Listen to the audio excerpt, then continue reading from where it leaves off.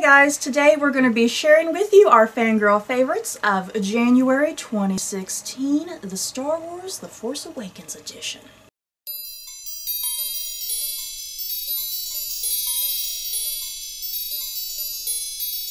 Like I just said, we're going to be talking about the latest Star Wars movie, so if you have not seen the movie, if you don't care, leave. There's going to be spoilers.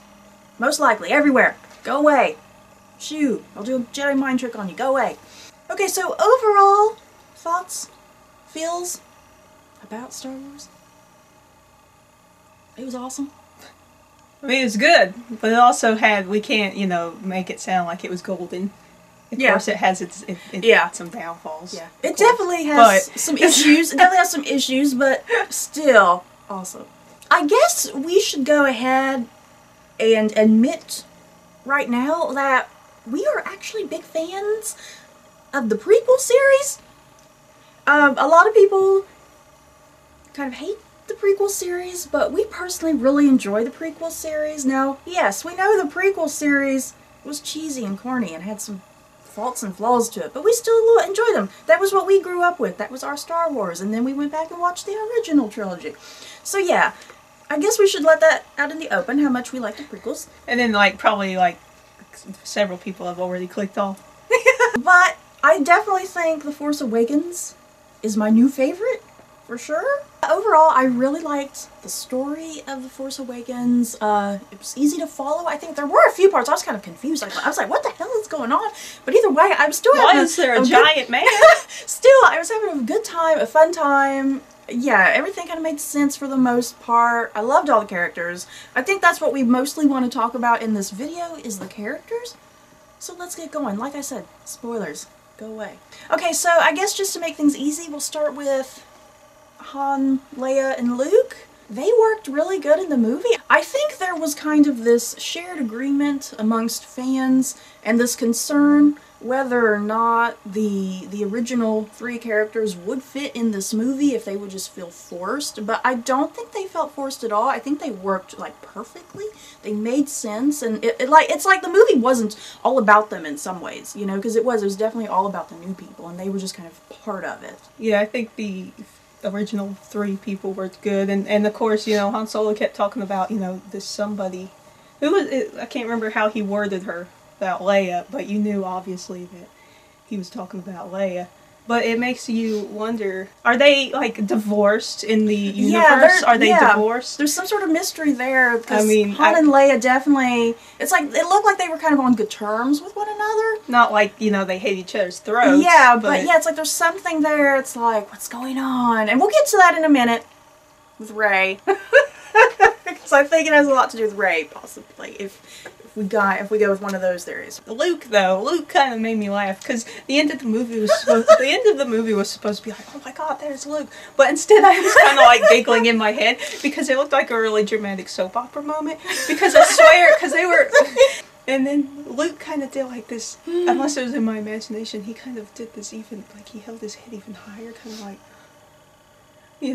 type thing, and which made me laugh, because I was sitting there thinking of really cheesy soap operas. So Luke, it was supposed to be a grand entrance, oh my god, there's Luke. I really liked the Luke cliffhanger. I was pretty much expecting that anyway, because Luke, there's been a lack of promotional stuff with him, and yeah, I was pretty much expecting him to be the big cliffhanger. I was expecting him to at least say a line of dialogue, at least. He was just up on the hilltop looking like a drama queen or something.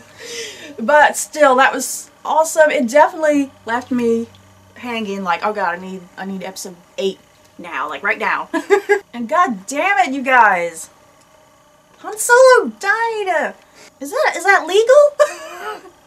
Can you kill a character like that? A beloved character? An iconic cult character? Is that legal?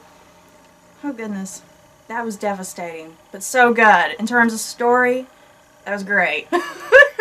Emotionally, not so much, but story great. I'm guessing Leia will see a bit more in the next episodes, because she kind of literally popped up there near the ending. Well, I kind of think that this was supposed to be Han Solo's time. Yeah, this was kind of his movie, sort of. Well, yeah. Maybe because he was dying, so we were supposed to get more of him, and then now we'll just see, Luke and Leia. Everybody, yeah. A lot more. Yeah. I'm still waiting for Lando, you guys. I want Lando. Oh, I didn't put Chewbacca on my list of characters. I like Chewbacca. I liked his kind of a bit more updated look. Mm-hmm. Even though he should look old, but he didn't. Why did Chewbacca not look old? Everyone else looked old but him. Yeah, he should have like a little gray tufts of fur and going on. I also liked the small amount of C-3PO and R2-D2. Mm-hmm. Because I think that was kind of a problem with the prequel trilogy in some ways, is that sometimes C-3PO and R2-D2 felt kind of forced. You know, since from the original trilogy they were such popular characters, but in the prequel series it's like they felt kind of forced and unneeded sometimes, and they were just kind of put in there for comedic relief, and sometimes it didn't really work. Yeah. So I like that R2-D2 and C-3PO, they were put in an appropriate amount of time in this movie that made sense. That's the important thing. All of the old characters, they fit. They weren't just kind of thrown in there just to appease fans. Okay, so let's move on to Rey. She was awesome and badass. It was nice to get a badass Star Wars female character. Because Padme was kind of a bit of a disappointment. Especially by that third movie. But yeah, I loved Rey. She had a cool outfit, a practical outfit. I loved her hairstyle. I love that she used, you know, that long stick thingy as her weapon. And I love this mystery surrounding her, because I was expecting some answers with this movie, and we didn't get no answers really. We're still kind of left hanging in suspense about Rey and her backgrounds and her origins. And it's like, okay, who is she related to? We got 3 theories here. She's either the daughter of Luke Skywalker, which is the obvious choice, or we can throw something in there and that she's the daughter of Han Solo by another woman, explaining why Han and Leia kind of not really together, because he did it with some other lady. Or, this is a crazy theory, she's the daughter of Obi-Wan Kenobi? I haven't heard that. You've not heard that theory? No. That one seems a little far-fetched to me. I don't really like that one, because it doesn't really make sense to me. So yeah, I'm going to rule out the Obi-Wan Kenobi connection, because it, like I said, it makes no sense to me. Mm-hmm. So yeah, that leaves Luke and Han, which are much more practical and reasonable. The movie made it look like it was Luke. That's her dad. Because of the connection with the lightsaber and her connection with the Force. But her mother could have like her mother could have been a Jedi. If Han got it on with some Jedi lady. We've thought long and hard about this, you guys. Well, anyway, because I feel like it, you know, like she's Han's daughter, because he's just the way he would give her looks and stuff, being proud of her about stuff, and that she knew all about the ship. Yeah. You know, like, I mean, I know she's, you know, left on a planet, so she could have picked that all up from there, but maybe, you know, she picked up on it good because her father had that kind of mind of working with Mechanics. ships and, yeah, mechanics. But then you can connect her to Luke Skywalker, because it's the same with I guess Anakin. that's Because true. Anakin on Tatooine, he was sitting there making all those ships yeah, and stuff, and he had that yeah, mechanical thing going on. yeah, so Made C-3PO. yeah. But then you have Kylo Ren. I mean, we'll talk about Kylo Ren later. But I mean, you have the Kylo Ren thing too. That we get the big reveal, you guys. Kylo Ren is Han Solo's son. I was not expecting that. I was actually expecting Kylo Ren to be Luke's son. That was a big shock for me that it was Han's son. So you got that too. Why is Kylo Ren so concerned about Rey? Why is he looking for her? Why does every time someone say, the girl, he's like, what girl? And he goes after her. And he doesn't do anything to harm her. So, I mean, that could be his half-sister? Yeah. Because the movie kind of... Maybe when Rey was born, that tore a rift in between the family. And so, also, Kylo Ren hates Rey for being born and messing up the family or something. Maybe she got attention. I don't know. Maybe she's done... When she was born, it caused a lot of problems. And then that also made him angry about things. Dun, dun, dun. Because if they're just cousins, I can't understand why he was so concerned You know, every time the girl would pop up and he'd go running after her. But if it's his half-sister, I don't know, I think that makes more sense. Yeah. So yeah, Rey is either Luke's daughter or Han's daughter. But yeah, the surprise will be she's nobody's. She's no one's daughter. she's just some random dude, some random girl. Yeah. Daughter. Okay, we spent long time theorizing about Rey. Let's move on to Finn. Finn was awesome. Finn was great. He had some of the best lines of dialogue. I liked his origins because he was a stormtrooper, and he broke of the stormtrooper life and ran away. And I liked how he was just kind of running around like, yeah, I'm part of the resistance. Yeah, I know things. He was so serious about it, and like he thought it was all like super important. But that was just a neat idea, concept with the stormtroopers, because you know we've never really gotten to see the stormtroopers. Like, what's life like for the stormtroopers? You know, so. And then, like, you know, he got outside of his mold, being really strict with training and stuff like that, and he was just having fun being outside, and being free. Yeah, like, every little thing he did, he was having a blast with it, because he was like, I've never done this, and I've never done that, and so he was having fun with whatever. And I really liked his relationship with Rey and Poe. Like, that was, like, all really good, tight bonds, and, like, they established all of those bonds, like, really quickly, and I believed them. You know, it's like I instantly bought his bond with Poe as soon as they meet, and then I instantly bought his bond with Rey as soon as they kind of meet. So yeah, I like the development of all the relationships, where they went. They were all believable. Can't wait to see more. And then Finn, we're left with a cliffhanger with Finn after Kylo Ren beats his ass, and Finn's just unconscious, injured, coma. I feel like now, like, for anybody who also watches Avatar: The Last Airbender, the show, and, you know, at the end of season 2, when Aang is hurt in the back, and then, you know, we spend season 3 with Aang kind of, like, having trouble with gaining his strength back and stuff, because he's, you know, he's hurt really bad, and then also, like, I guess his mind is shut down too, with, you know, he feels like he's, you know, weak and useless. So I feel like the same sort of thing with Finn. He's going to be going this, yeah, and it's going to be like maybe take half of the movie or 3/4 of the movie, the next movie, for him to be like, you know, get up and do something, because he's had this injury, and then he's going to get up and be like, yeah, I'm doing this. I'm not sure what they intend on doing with Finn. Are they going to train him to be a Jedi? I mean, he could wield the lightsaber. He had no problem wielding the lightsaber, but, I mean, I guess you don't necessarily have to have the Force to use it. Really, I guess? I don't know. I didn't quite understand, because I don't think Finn can use the Force. But he was able to wield the lightsaber just fine. But still, Kylo Ren beat his ass. So yeah, we're left hanging with Finn. But yeah, I loved Finn. He was great. Pleasantly surprised with him. And the theory that he might be Lando's son. I want to see that. Because, you know, Finn, he has a great backstory too. We don't know anything about him, because he was saying, you know, they take children, you know, they take them from their families, and he could be Lando's son, and he was kidnapped. I'm going with that. Poe Dameron!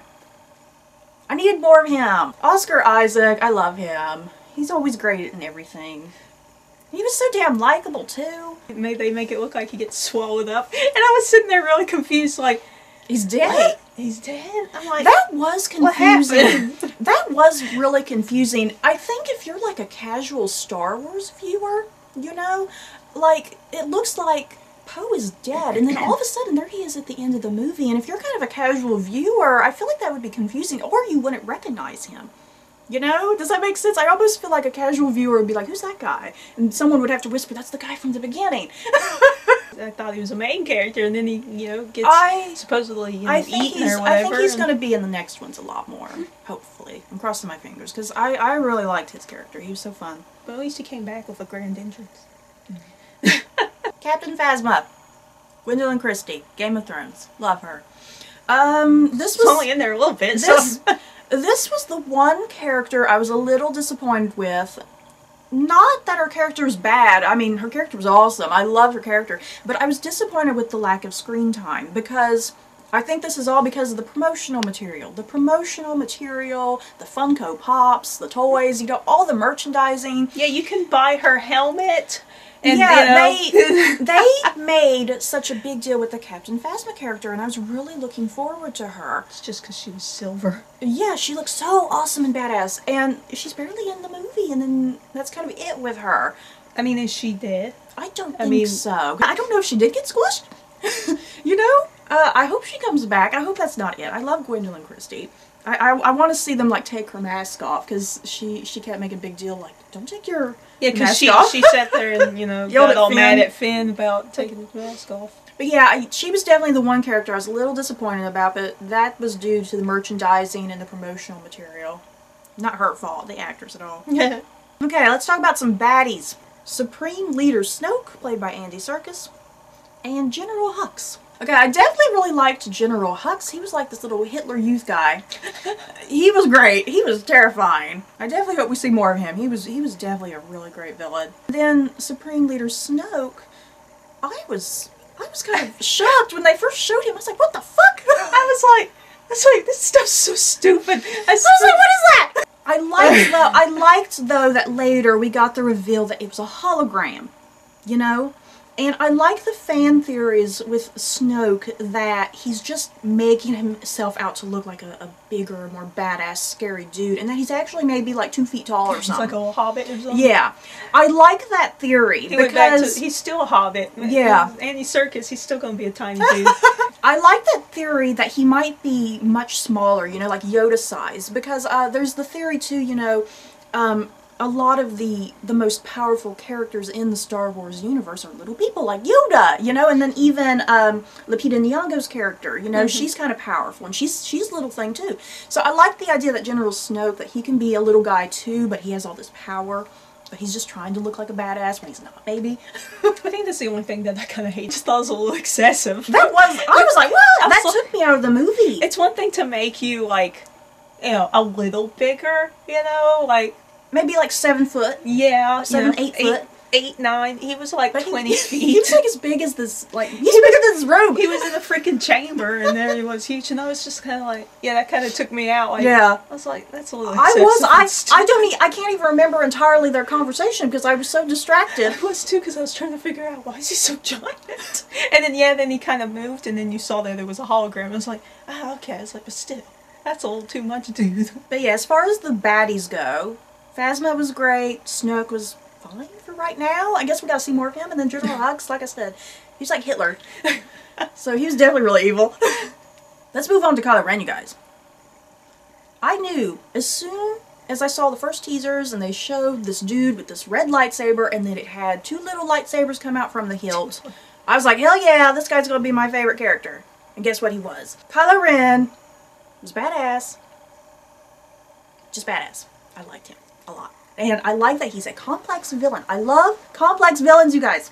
I liked his little temper tantrums. Temper tantrums! He had the best villain temper tantrums I've ever seen. They were great. I loved how everyone in the background, they would see him, the sparks would be flying. They'd be like... Those stormtroopers, they'd be like, yeah, let's turn around. Yeah, let's go. It's not time. Lunch. Like I said earlier, I was really surprised with the reveal that he was Han's son. Because I was expecting more of a connection with Luke, because, you know, since Luke is the main hero from the original trilogy. So, yeah, that was definitely a big shock. But we got the reveal later that when Han was talking, and he was saying that Luke was trying to train Kylo Ren. Yeah. To be a good Jedi, I guess. Right? To be a Jedi? Because they felt some evil. Yeah, but then all of a sudden Kylo Ren started getting dark side vibes and left Jedi training and became a bad guy. Because he's conflicted. The thing is, though, Kylo Ren, I feel like Kylo Ren is going to end up being kind of predictable. Because I feel like I know where his arc is going to go. We got a trilogy. Like, here. He's gonna, like, redeem himself in the end and then get killed. Yeah, because, like, sacrifice him. Sacrifice himself, I guess. I think his storyline is going in a very, very predictable manner, which I don't mind, because I like that villain archetype, that mold. So yeah, he's starting off as a villain here. He killed his father, committed a horrible crime. I like his, like, little fake tears. Yeah. Like, oh, Daddy, help me. Yeah. But I think he kind of felt a little guilty, though. Because he was sitting there saying he was conflicted about the good side and the bad side. And But yeah, I definitely think he's going... I think he'll kind of be a villain in the next movie, but I feel like General Hux and Snoke are going to kind of do something that he's not going to agree with, maybe, and he'll go side with Rey and Finn, and then he'll kind of be more of an anti-hero, perhaps, in the third movie, and then, yeah, I think he's going to sacrifice himself, die. I don't think he's going to be a 100% baddie from start to finish. I'll be kind of surprised if he is, and he doesn't get a redemption arc. Because he definitely has the makings, the classic mold of a redemption arc. Yeah. That's, like, really predictable right now. So, like, we're both subscribed to Jeremy John's reviews, and so, in his spoiler review, right, I believe it was, and I like that he was mentioning, because Kylo Ren got shot in the side, and he was talking about how he was pounding the side of his, where he got shot, and everything, to kind of be like, you know, suck it up, let's, you know, keep going and stuff. I don't know, I just really liked that. To feel the rage. Yeah. Feel the rage. To just, like, you know, pump him up and crap like that, and that was something he was mentioning. I was thinking that too as we were watching it, that, I don't know, it's just like a small, stupid little thing, but I did like that, you know, he was trying to, you know, pump himself up, you know, like trying not to feel it. Like almost try to convince himself, like, I'm a bad guy, I need to be a bad guy. You know, pump myself up, I'm the bad guy. Yeah. But oh my god, you guys, that lightsaber fight at the end with Kylo Ren, Finn, and Rey, that was like the best thing ever. One of the best lightsaber battles. And is this also going to turn, still speaking about Avatar The Last Airbender, Finn is like Aang, the good side, and Kylo Ren is like Zuko on the bad side. Now, Finn has a messed up back, and Kylo Ren has a messed up face. Oh, he does! Will this join together and be like an Aang and Zuko? Like, maybe by the third film, in some way, they will team up and have that bond? Like Aang and Zuko. But yeah, an awesome lightsaber fight. I loved... Okay, as much as I do love Kylo Ren, I liked that Rey was able to get the upper hand. You know, that she just tapped... I like that when they were both looking for the lightsaber. Yeah. I loved that part where they had the lightsabers crossed with one another, and he's about to throw her over that cliff, and she just taps into the Force. She just taps into it, and she's just able to just take him out just like that. That was just so awesome. And I like that. I guess speaking back about Rey, that she slowly started feeling more in control about stuff. Yeah. You know, because I think she wanted to deny all of this. She didn't want to accept it. Yeah, when she's out in the Force, she kind of got a little of it going. Mm-hmm. Then she was in the planet, or whatever the heck was going on over there, and that she, you know, she was kind of crying and trying to use some mind tricks. Yeah. And that slowly she kind of gained power over herself and, you know, pretty much again, suck it up, stop crying, use your power, you know, and then it came to her, and then then at the end even more power came to her. So I like that it was like a very slow growing, you know. So enough fangirling over Kylo Ren. BB-8. No, BB-8. He was freaking adorable, you guys. And the same thing like what I was saying with Chewbacca. He had a lot of expressions, more so than like R2-D2 ever had. And that you knew exactly what, you know, his little feelings were. You could feel what he was trying to express. Yeah, you could feel that he was, you know, happy, he was scared, he was upset about something. I would giggle every time BB-8 was on screen because he was so freaking adorable. He was rolling. He was just a ball rolling. You know, whereas like R2-D2, he glides and slides or floats or something. Yeah, and BB-8 was just kind of just a wobbly little ball, and he was so adorable. I was sitting there like, you know, it was kind of creepy because it's like, what the heck, where's she going? But at the same time, I was laughing because if you watched BB-8 behind her as he was coming down the steps, and he was just like, doop, doop. And so I was just sitting there, I was like kind of laughing to myself because I was like, oh, look how adorable he is coming down the steps. Okay, I think that's it on our thoughts and feelings on Star Wars The Force Awakens. Sorry if this is really long. I mean, there's so much to discuss. We haven't even discussed the whole damn movie, you guys. That's how much material there is to talk about. But yeah, if you guys have seen Star Wars The Force Awakens and you want to talk about spoilers and talk about things more in depth, or talk about things we weren't even able to cover in this review, yeah, just leave your thoughts and opinions down below so we can continue the conversation, because I certainly would like to continue the conversation. And yeah, just hope this review made some sort of sense, if it was coherent. I feel like our review was not very coherent. I feel like we were kind of all over the place. but that's what fangirls do. You're not very coherent. So that's it for this month's Fangirl Favorites. We hope you guys enjoyed. Don't forget to like, comment, and subscribe. And if you liked this video, you may like these other videos. Bye, guys.